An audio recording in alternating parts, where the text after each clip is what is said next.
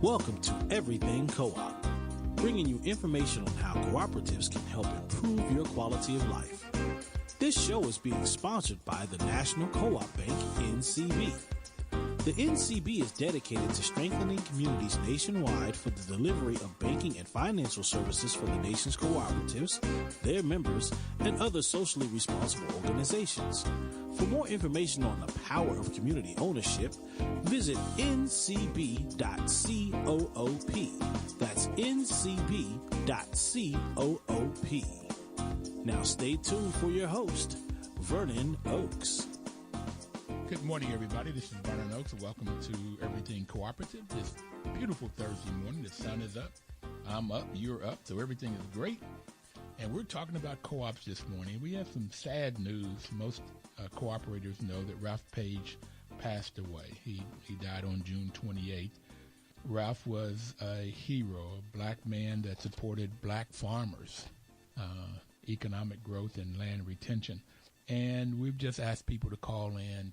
We want to honor him today. There was a New York Times article about him about 6 days ago, and the Washington Post has interviewed Cornelius Blanding, who took over for Ralph as the executive director of the Federation of Southern Cooperatives, and they will be producing a story about him. It's a wonderful life. And Mr. John Holdsclaw is on the line right now. Good morning, John. Good morning, Mr. Oakes. How are you doing today, sir? I'm great. Mr. Oakes was my dad, by the way. This is Vernon. I think every time I'm on the show, I say that first, and then you say that. So it's good to talk to you again, Vernon. Always a pleasure, John. What was your experience with Ralph Paige? I tell you, I was thinking yesterday, I was coming in from out of town on business travel, and I landed and cut my phone on, and the first thing I got the work was, that Mr. Paige had passed, and I came home, and I told my wife, Marcine, and the first thing she said is, I know that you're going to go. And, I don't have enough words to describe the time and whatnot I had with Mr. Paige, but I just, one word continues to come in my mind, and it's just tireless. I mean, he was just a tireless advocate for black farmers, tireless advocate for cooperatives, tireless advocate for advocating on their behalf, as well as, to run an organization, you have to develop and raise funds as well. And so, he was always doing one of those things every time I got a chance to talk with him. I remember meeting him for the first time in 2001, and I can honestly say this, and I told Mrs. Paige this last week at his homegoing, that, he always treated me the same from the day that he met me until the day, regretfully, that he passed away. And I had a deep level of respect for that because he had an opportunity to watch me grow within the cooperative community and always was able to give me a tidbit or a nugget of knowledge of something he had shared or told some story about some experience. And so, it enabled me to learn from a cooperative Hall of Famer as well as a young professional who would grow into an older professional as I am now, but also somebody who considers himself to be an advocate as well for cooperatives nationwide. But, Mr. Paige, he just was always in motion. Remember having these meetings on Capitol Hill with Mr. Paige and running around from room to room in the U.S. Department of Agriculture and having these great meetings. And, Vernon, I don't think one of those meetings was ever scheduled. It was always just dropping in, and is the Secretary of Agriculture Chief of Staff in? And, well, no, he's not. Well, I'll just wait for him right here. And we would sit there in the Secretary's office waiting for him. And he or she would come, and we'd have our conversation, and we'd go down the hall to somebody else's office, and we'd pop our heads in. And so I think what that shows, besides that tireless nature, is also the level of respect that he was given from the community and from others. I would probably say he had earned. But what do you do now, John, just so the audience out there will know? Oh, just so folks will know, I do work for the National Cooperative Bank, and my official title is Senior Vice President of Corporate Affairs. And I always kind of say to folks it's really a hybrid position to some degree because I get an opportunity to try to work and develop business in the CDFI or community development financial institution world. Also get a chance to reach out to folks in the philanthropic world and foundations. And then last but not least, still do a few things on Capitol Hill from a government relations standpoint, but not as much. And so, kind of a jack of all trades, but at the end of the day, constantly and continually working to advance the development of cooperatives and community development as it relates to our mission lending. So that's my day job. So I just want to echo what you said about Mr. Paige, because I had the same experience. When I went to him about this radio program, it was like open arms. Come here, boy. Let me give you a big hug. I like that idea. Yeah, it was that kind of personality. It was all upbeat, all support. And every time I talked to him, and the last time I talked to him was at the dinner for the Hall of Fame this year, and he said, he looked up at me from his wheelchair and said, look, I want to be on the show again. I said, all right. And I'm just sorry I didn't get him back on before his passing, because we never expect that to happen, because he had so much energy. It was always full of go, always full blown up. Okay. And Vernon, that makes so many touch points with me, because, really the last 2 or 3 years when he would come to town, that's when I really got a chance to spend the majority of the time with him and with Mrs. Paige as well. And I remember him being on Everything Co-op, and I accompanied him there and listening to him talk and you talk as well. And it was like listening to a history book or a historian going back and telling stories, all that came from his mind and from his heart. And the last time that I saw him also was during Co-op Week this year, and got a chance to take Mrs. Paige and he out to lunch before the annual meeting. And it was just as usual, laughing, telling stories. And it wasn't just myself laughing and them. It was the servers and people buzzing the tables, and anybody that was in earshot of Mr. Paige could just hear us, and he'd find some way to pull them into it as well. And, and another comment that I'd like to make is that he was always trying to find things for me to do to advance, continue to advance things in the cooperative world. And the last time that I actually talked to him, not saw him, but talked to him, was on the phone following the Co-op Week in May of this year. And he said, remember, I still want to get you and some other folks out and making some rounds to some historical black colleges and universities and talking about cooperatives. And, we're going to find a way to get the word out. And I would say to him, Mr. Paige, I do have a day job, so I don't know if I'll be able to make these rounds to these HBCUs. But, but there again, he was always trying to find some way. I mean, there's so many cooperative principles that he lived and earned and was a clear example of, but just the whole piece around education and, economic participation, because in the end, that's what a lot of the black farmers that he worked with were lacking, and then concern for community. And so, it was a constant thing for the more than 40 years that he was at the Federation and what he was able to do. And again, I thought about this the other day. He won't be missed in the Southeast or in the Federation. He'll be missed internationally.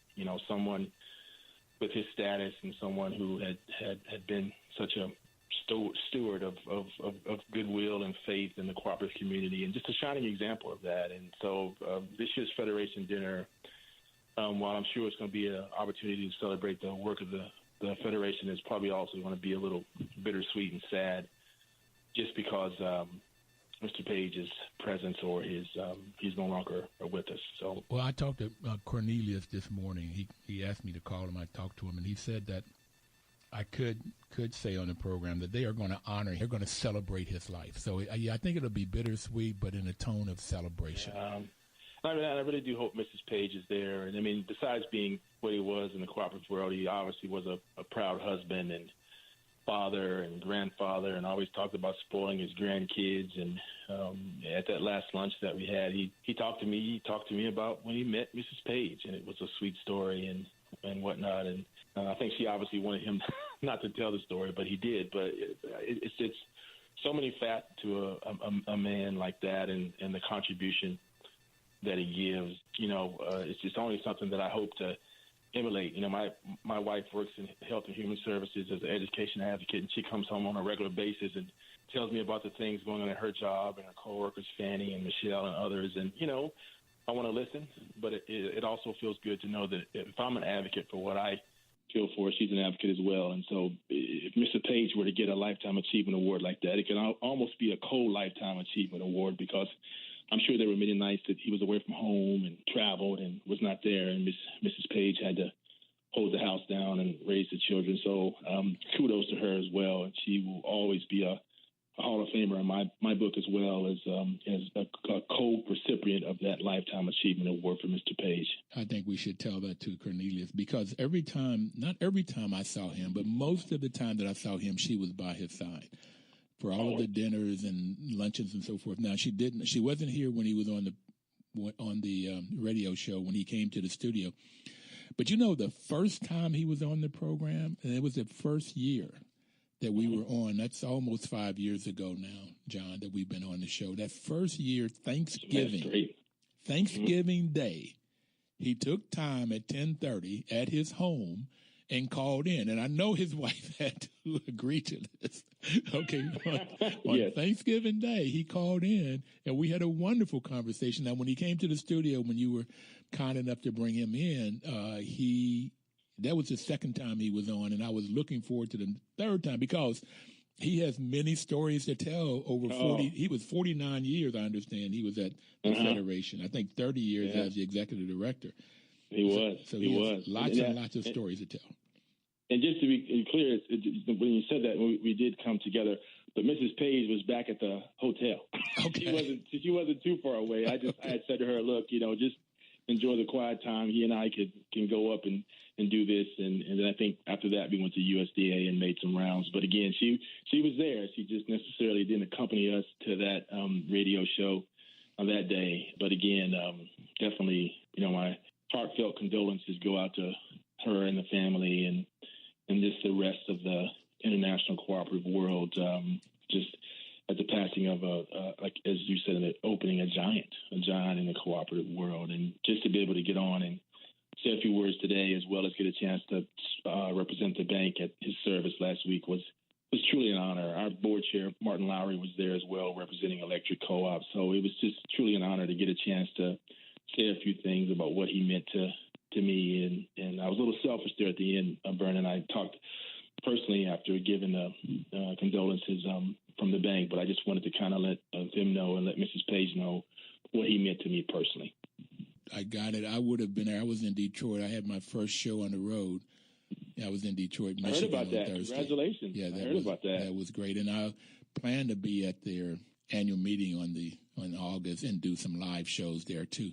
John, if you can, hopefully you'll be sitting beside me. Okay, if you can you stay on a little bit longer, and we're gonna have to take our first break, and I'll be right back.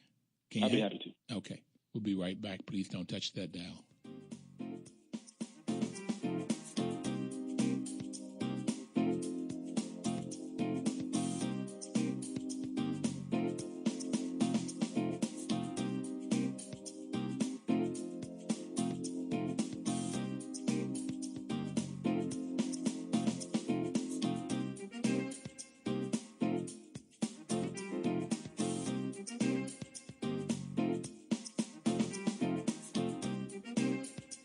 Washington, D.C.'s News Talk, 1450 AM WOL and 95.9 FM. Information is power, and this is why the National Co-op Bank sponsors this program, and WOL is a great partner. Knowing that if you get the information, but you got to use it. You got to put it into action, either locating cooperatives to work with or starting your own. And if Ralph Paige was still here, he would help you, because he helped form so many co-ops, whether they were credit unions or purchasing co-ops where farmers come together and buy their products or service, or marketing co-ops where the farmers would come together and send their products that they had produced to different markets. And it could be a worker cooperative, where any co-op that you can think of could be a worker co-op if the employees own and control the business. So Ralph Paige did that. And reason, John, I wanted you to hang on a little bit longer is Ralph talked in 2010, he did a column, and I'm reading this from the New York Times column that was, but they did a nice piece on him about 6 days ago. Piece.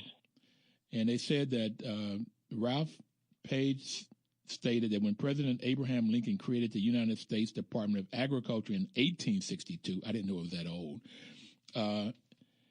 he said that the problem was that the services of the Department of Agriculture was not available to all of the people. And that's why they had a class action suit that was won they started in 1997. Mm-hmm. And the settlement was a little more than $2 billion for more than 15,000 claimants. So that black farmers had lost their business. They've gone into bankruptcy and different economic hardship because the Department of Agriculture was not there for black farmers like they were there for white farmers, and they were able to prove that. And Ralph was the one that spearheaded that movement.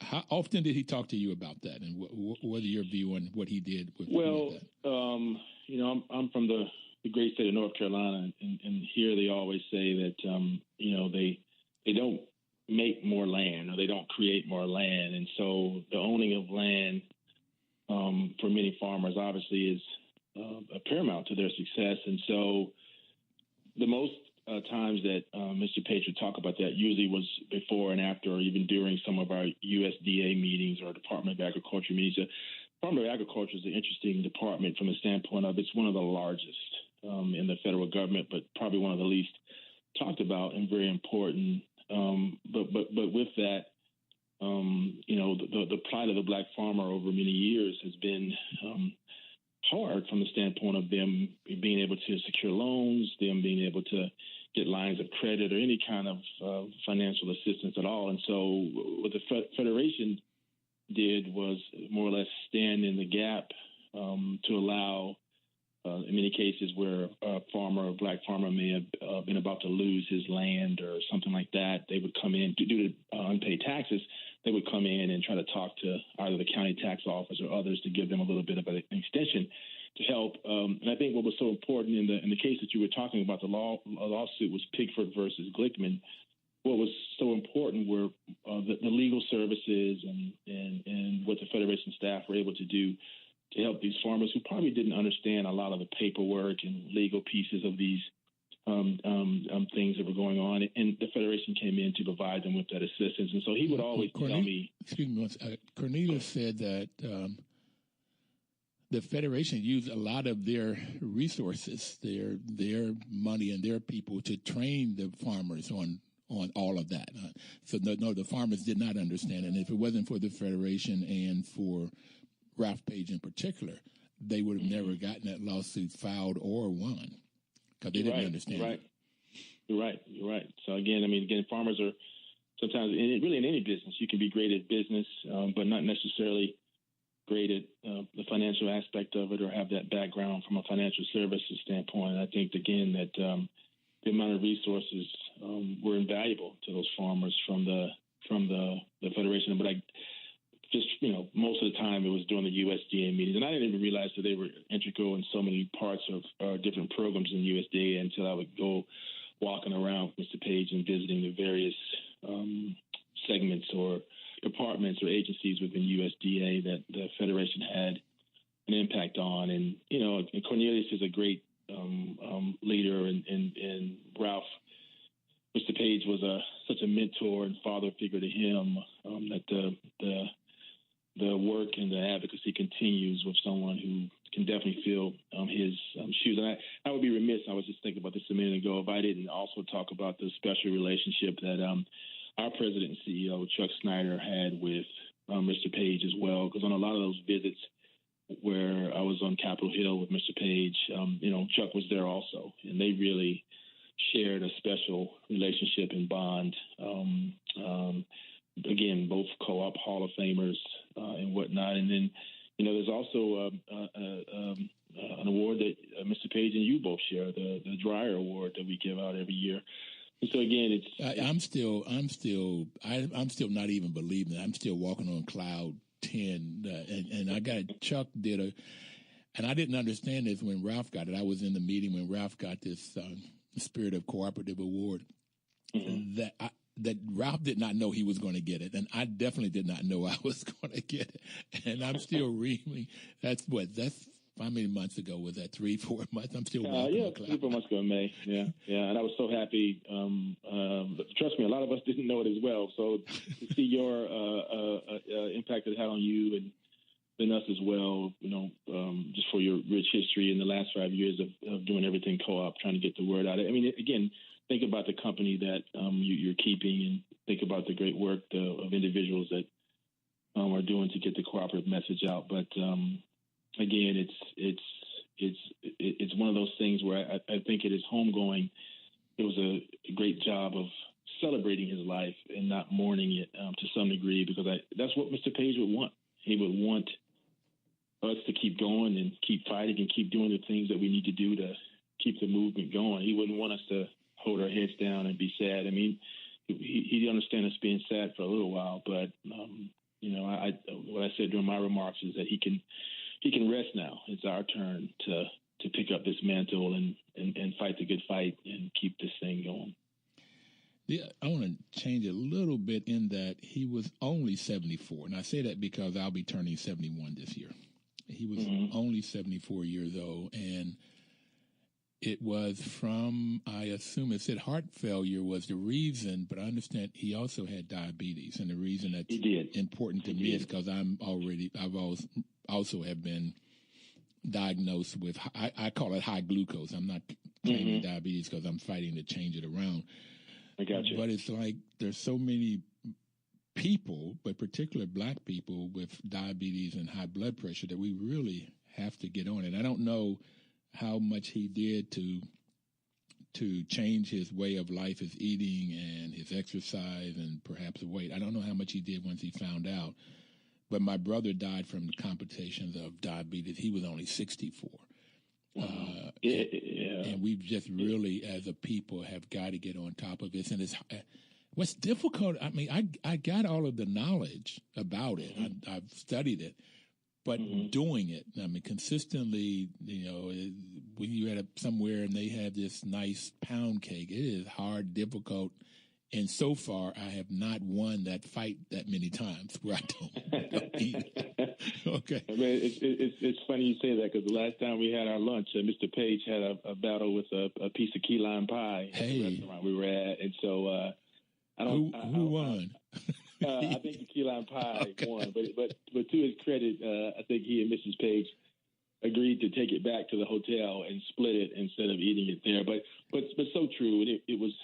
I didn't mention this, but it was so fitting that the day of the homegoing actually was my father's 80th birthday, and he passed away 8 years ago. And so, I tried to think about both men who are giants and titans in my world and whatnot. But it was his 80th birthday, and he didn't pass away from diabetes or high blood, but again. It was just, to be in the same day. But you are right, Vernon. It's a problem in the African American community. And I can't speak for Mr. Paige, but I know as somebody who does a lot of business travel, when you're walking from airport to airport, and you want to grab something to eat, and a lot of times there aren't many healthy options, right, and whatnot. And so I try to do my best to either find something healthy or not eat at all, or grab a smoothie or something like that. But it's hard. And you look at folks that have diabetes or high glucose and high blood pressure. It's a double whammy, and I don't you almost feel like you wish there were more public service announcements about it, or more education around it, and we try to do a better job of the way we eat and exercise and take care of ourselves. It's something that can be prevented if proper education occurs. So, and I actually didn't know that in regards to you. So, you're about as active as anybody I know, but again, and educated on that as well. So, it continues to be a struggle in our community. It does. Yeah, and it seems like it. You could probably get all from, this is me speaking from it because I've been dealing with it now for about 12 years. And you could probably have all of the messages online about it, and you could, but for me, it is having groups of people that will work together so that it's almost like, maybe it's like Alcoholic Anonymous. That you have a sponsor and a group, and you go to meetings, And every time that this and I'm talking on cake because I failed the last 2 times I confronted pound cake. Okay, the pound cake won. And and there's no sort of like you can not just eat one bite. I tried that, but that doesn't work either. Okay. So it is having a group of people is what I've found, and maybe this cooperative model of getting people working together, getting people. There's a clinic in Madison, Wisconsin that's a consumer clinic. It's owned by the patients. And perhaps if we could get patients working together, my focus is on black folk, but I'm really interested in all people. But it's like, how do we get people, and how do I get support? I'm talking about Vernon Oaks right now. How do I get support such that when I'm facing the cake, the key lime pie, man, I mean, I had a piece of key lime pie in Fort Myers, Florida once, and I don't know if they put that one in front of me, I'm going to at least take a bite and try to run from the rest of it. But so how do we do that? And it what I have also learned, it isn't. They say you can have some, but you have to have small portions.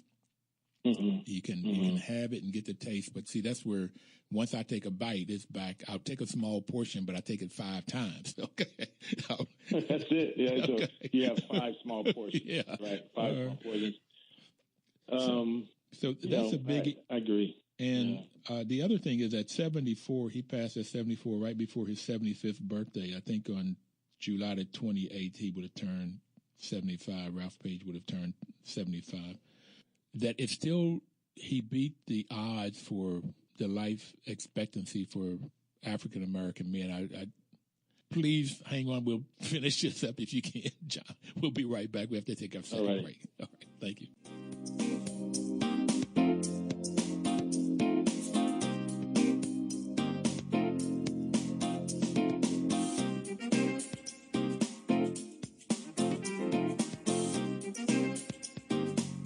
Washington, D.C.'s News Talk, 1450 AM WON and 95.9 FM.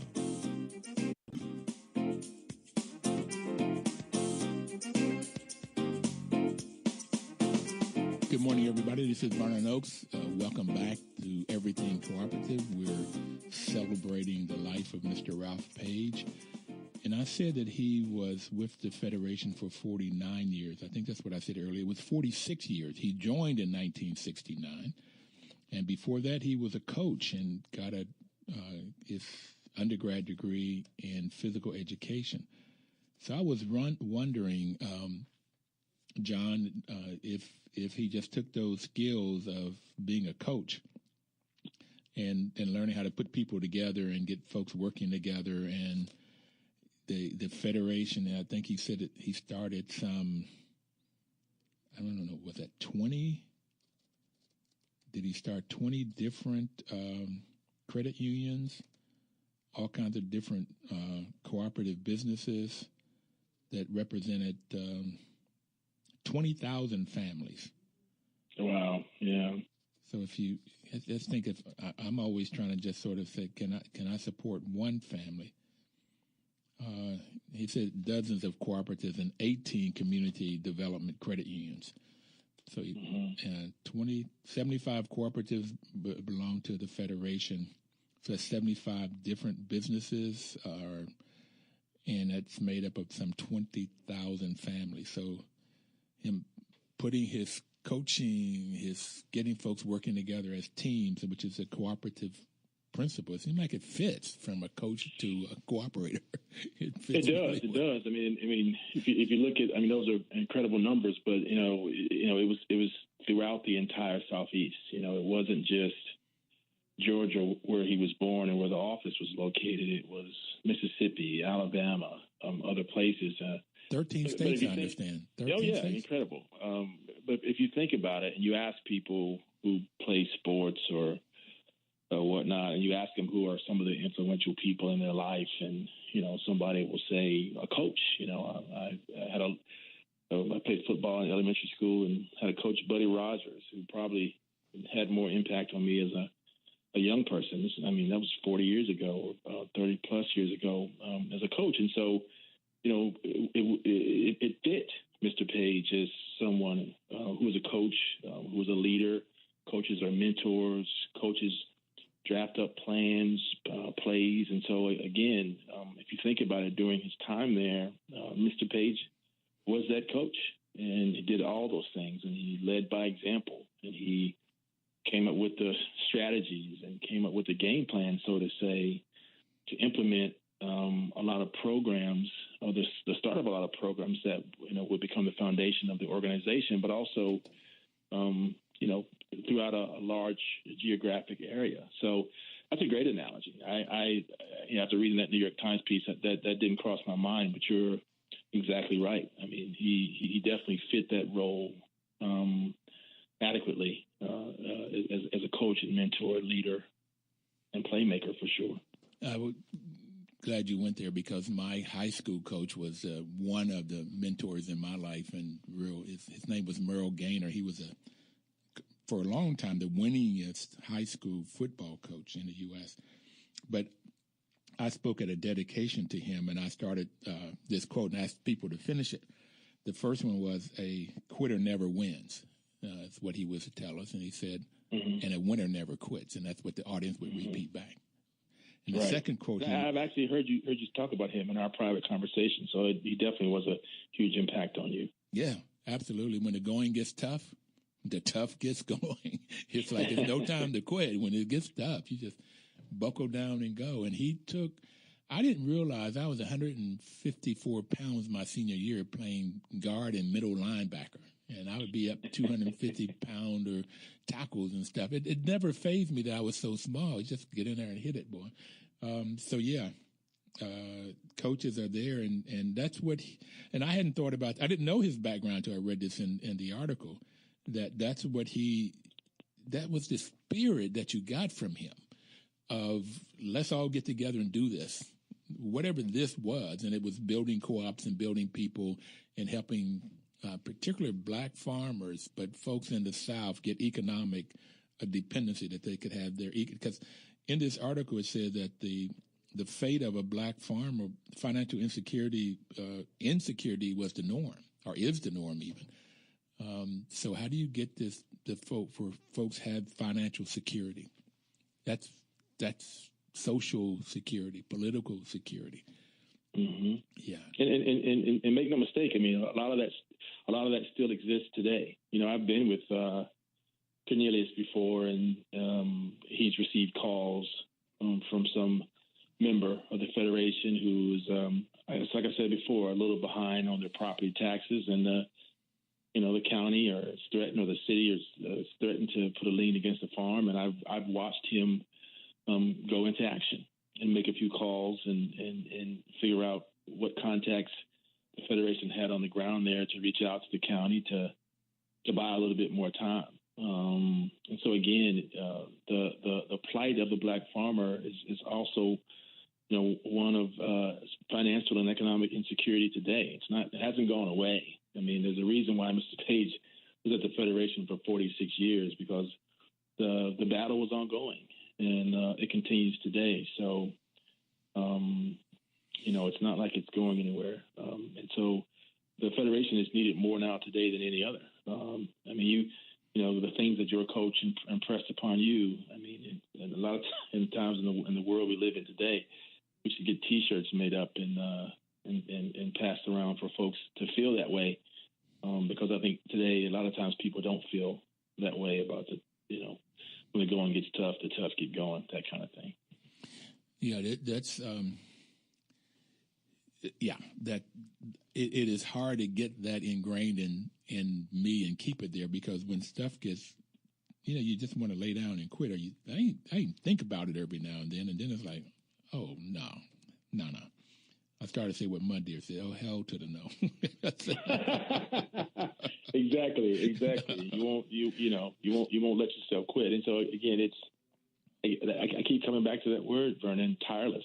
And you can put whatever you want behind that word, but Mr. Paige was just tireless in all the things that he done and did in this arena, and he just took all of that into his last battle, and when he went into the hospital, it was his time, and it was the one battle that he couldn't win. But again, it doesn't mean that we can't celebrate and or continue in ourselves trying to have that own tireless nature as it relates to the promotion and development and expansion of cooperatives across the country, if not the world. And the development of the cooperatives across the country and the world is really helping people to get this economic stability, this sense that, I won't go to bed. Somebody that was talking about folks in Africa said that there was an African farmer that said before they got into the co-op, they would have more year than they had food. Okay, wow. that food would run out before the year was up. And once they got into the co-op, they would have more money than year, that they had savings. Okay, and to make that change that that your kids can eat when, and for us up here would be wintertime. You can't produce it, so you've got to be able to make sure that they can eat, and that's where the savings and economics sort of, and then you have the social in joining co-ops, you get the economic stability. And we're talking about farmers, but I've been on this program, John, I had some artists coming together creating purchasing co-ops and marketing co-ops. And one of the cooperatives said that musical artists said that musicians, they were trying to get it to where, musicians will have good months and bad months, in terms of money. Right. And they were trying to find a way, they were looking at ways of pooling money so that they could straighten that line out. So that, this musician may had money in January, but nothing in February, but another musician had money in February, but didn't have it in January. And they can pool their money so that they could have money and didn't have that security, the financial security, they could put it in place by working together. I thought that was phenomenal, and I want to go back and see how that's working. But that's that's what co-ops can do. And that's why I've gotten to love co-ops, that we can really help each other. And also getting this knowledge. That's the fifth principle: education, knowledge, and information. The farmers had to get it in order to do to go against the largest department in the U.S. government, the Department of Agriculture. And it's really sad that a department and the federal government would discriminate. But I think we know as black folk that has happened, whether it's education or agriculture or whatever else it might be, that the departments reflect the culture. Yeah, it all rolls downhill a lot of times, but you're right. And there again, the plight is not over. And you look across the spectrum, be it black farmers, be it limited equity co-ops, and in a community in New York City where housing co-ops. Housing cooperatives. Where without that cooperative, I have a friend who lives in D.C. who has a 2-bedroom. He lives in a cooperative community, and there's nowhere in the world that she could afford that if it were not for her cooperative. You look at Renaissance Community Co-op in Greensboro, which I talk about often, and how there was no grocery store there in this African American community, and now it is. And so there's so many examples. And I've talked about this before, and if someone wants to go to our website, they can see it. But we put out a list every year of the top 100 cooperatives in the country. And somebody, it never fails. I always meet somebody who will say, "Well, I didn't know that Ocean Spray was a cooperative. We drink a lot of cranberry juice, or I didn't know that Land O'Lakes was a cooperative. We love their products," and that kind of thing. And so you hit the nail right on the head, Vernon. Is that in the end, it all starts with education, and we have to find a way to get the word out. And obviously, NCB loves this program and supports it, and it's one avenue. The National Cooperative Business Association does their best to educate folks about the cooperative business, and they also have a really strong international program as well that works with a lot of those farmers in Africa and other countries.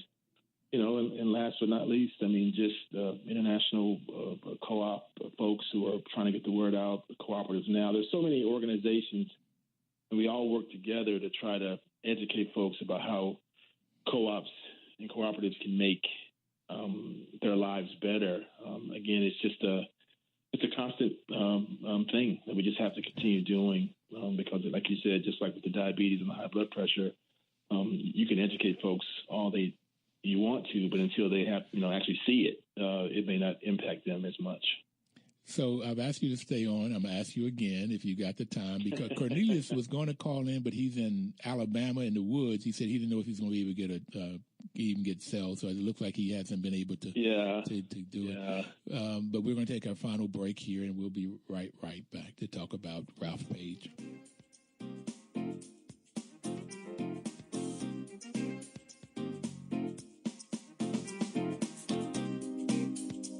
Washington, D.C.'s News Talk, 1450 AM WO and 95.9 FM.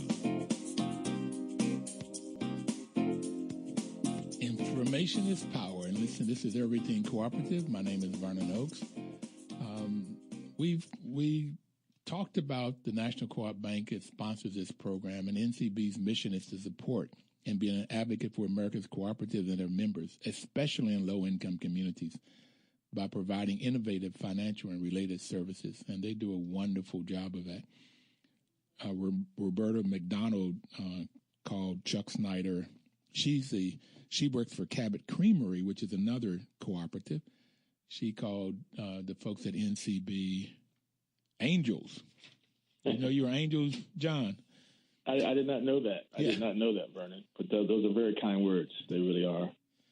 Well, when you talked about Chuck being had such a great relationship with Ralph, and what I've noticed with Chuck and Murray Alice and RL and you and just going on and on and on with the people I met at NCB, it's sort of folks really liking what they do and doing it and supporting people and this whole sort of mission of helping people, particularly low-income communities, and seeing how you can get that done with what you were talking about, whether that's a food co-op in a food desert place or low-income housing cooperative, or affordable housing co-op, or any co-op, artist cooperative, helping people really blossom. You're doing God's work. Keep it up, man. That's very kind, Vernon. Again, I do think you mentioned some of my colleagues there, as well as our president and CEO, who's my boss. Again, we're any job in some places it can be like a family, and with that family, sometimes you can not always agree, and sometimes you can agree, and all sit down at the table and have a conversation. But I think at the end of the day, we're serve and benefit from a financial services standpoint, the cooperatives, as well as the mission living piece, where primarily majority or all of my work is done in collaboration with specialty finance folks there at the job. So again, I think that's the one common strand about us as an organization. We all believe in what we do, and here's another key part of it is that I think that the bank believes in us, and it's amazing how you work somewhere sometimes and you feel like you lose that belief. And I think that, NCB and our leadership, led by Martin Lowry, as well as others on our board and senior leadership at work, they all believe in us and they believe in the work that we do. So that's important. That's important to me as a professional. Fantastic. And we've got Steve on the line. Steve, do you have a question or comment? Steve, you have a question or comment? Maybe we've lost Steve. I can hear you. Okay, go ahead. Can you hear me? Yes, we can. Yes, I can. Okay. So I was just calling to, recall Ralph and really, his work with the Federation. And I knew him I guess I first met him when I was working for NASCO, North American Students for Cooperation. That would have been like 17, 18 years ago. And he really played a huge role in keeping Southern cooperatives and cooperatives in the Black Belt in particular on the national radar screen, at a time when I think it's really changed today, and you're seeing a lot of cooperative development in Black communities across the United States. But there were some tough years there where that wasn't happening, and he kept the Federation going. Really served as a bridge between the civil rights era and the current era. So, I sad to see him part, but he, is definitely a giant in the field, and just wanted to honor that. Steve, thank you so much for calling in and for all of the work that NASCO does, and the housing co-ops on university campuses around universities. And I've had folks on the program from NASCO and talked about how students, knowing that they'll only be there 4 or 5 years, but make sure they have the savings so that the place will stay in existence. That was one of the things I took away, is that how folks can be, I guess, not so selfish, and they're looking for future generations, and young people can do that. Yeah. So thank you for all of the work that you all do. Yeah, thank you, and look forward to talking to you more later. All right. Thanks for calling. All right, sure, bye. Bye-bye. Yeah, thank you for that, Steve. I mean, again, it's all true, and again, there probably were 5 or 6 organizations that I left off that list, but again, there's so much great work going on in this arena and this movement, and I'm really, I mean, Mr. Paige's homecoming could have been 8 hours. Okay. Folks probably could have got up and said some words about him and the impact that he made. It's hard to squeeze it into an hour and a half or a couple of hours, but I appreciate Steve calling in and saying those kind words. And again, John, you're providing this. I got a Miss Brown on. I want to get her on before we lose time. Miss Brown, comment or question?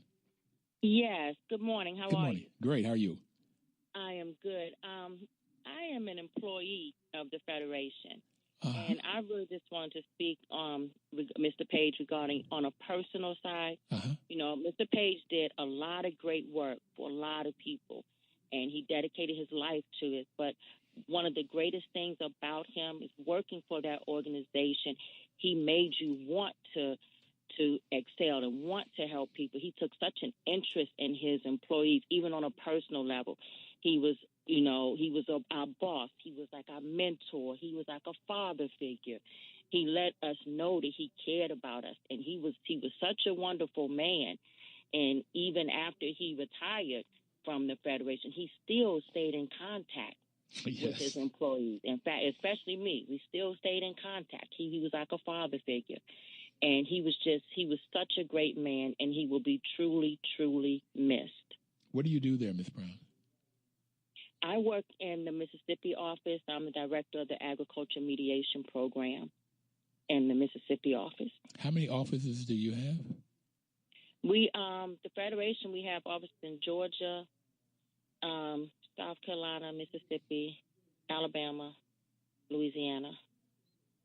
Yeah, the whole southern region. Okay. Yeah, and I'm out of the Mississippi office. Well, thank you so very much for calling in. Giving a shout out to your boss and your mentor and your father figure. Okay. Thank you all. This is so great that you all did this tribute to him today. Yes, we love him. He was easy to love because he loved us. I mean, and I've only known him 5 or 6 years. How long have you known him? I started with the Federation in 2009. It's about 9 years. Okay, and John, you said how long did you know? 2001 was the first time I met him. So I guess 17 years. 17 years, yeah. I mirrored the previous caller in regards to the years. But again, he treated me the same the first day as he did the last time that I got a chance to talk to him. Yeah, that's just the type of person that he was. If you were sick, he would call to check on you, make sure you were okay if anything bad had happened. He was just a wonderful, wonderful man. He was an extraordinary man. You made me think when you said retired, and in some regard, I don't think Mr. Paige ever retired. He told me he was not going to retire. He told me that. He had that title, but I don't think he was retired because, like you said, he would just call me up some days, and to check in. Yeah, the saying is with Federation, you never actually retire. Yeah. You never actually retire. He's still a part of it. We only have another minute and a half to go. So what would you like to leave people, Miss Brown or John? Let's go Miss Brown first. What would you like to leave people with? What comment about Ralph and cooperatives?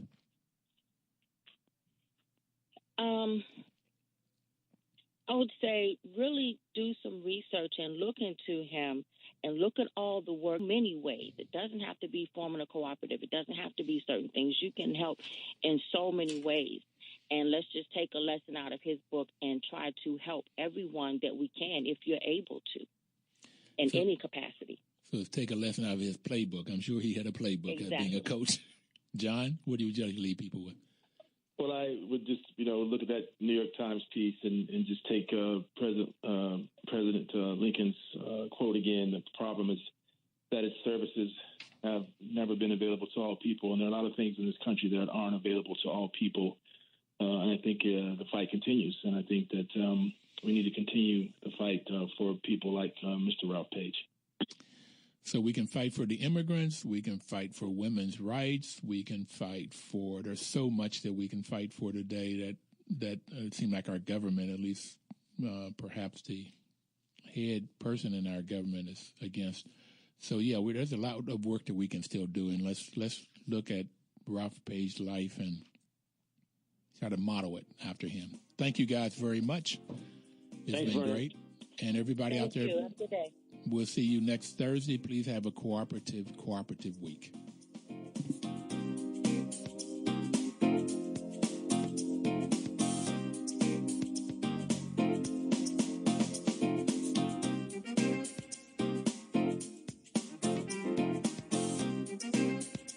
Washington, D.C.'s News Talk, 1450 AM WOL and 95.